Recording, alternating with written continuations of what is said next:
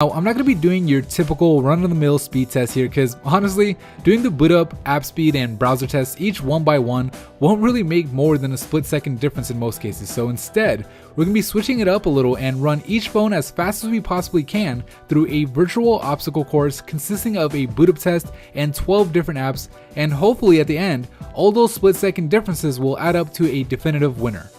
So the Nexus 5 gets the early lead from the boot up test and jumps straight into the first obstacle, if you will, and starting up the stopwatch, with the iPhone 5s maybe a second or two behind it.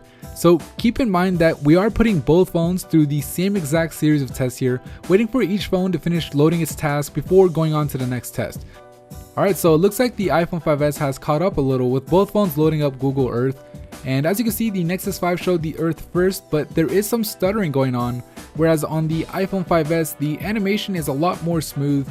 But either way, it looks like both phones are loading up the 3D model at about the same time, so going into the Score mobile test, they are neck and neck. And it looks like it's going to stay that way, at least with the Score mobile app, because there is no separation whatsoever.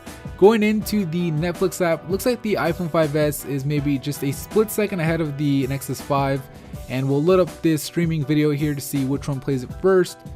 And as you can see, the iPhone 5s did end up loading it up a little bit faster, so it goes on to the next app. But right hot on its heels is the Nexus 5, and looks like the Nexus 5 actually is really struggling with this RDO app. So I don't know what's going on there. Maybe it needs some optimization from the developer, but either way, it is falling behind with the iPhone 5s already on the browser test, already loading the mobile Verge site and onto the full Verge site, whereas the Nexus 5 is just now getting started with the browser test, and the iPhone 5s pulling ahead going on to the social media portion of this test, where it's actually struggling with the Facebook app a little. So we'll have to see if the Nexus 5 could make a comeback similar to what the iPhone 5s did earlier in the video. So on the iPhone 5s, you got the Google Plus app loading up, still waiting on that Verge website on the Nexus 5. Going on to Twitter is the iPhone 5s, with the Nexus 5 just now starting with the social media portion of this test. So if it's going to make a comeback, it's got to do it now, because the iPhone 5s is on the last app, loading up the most recent video that it did on the channel.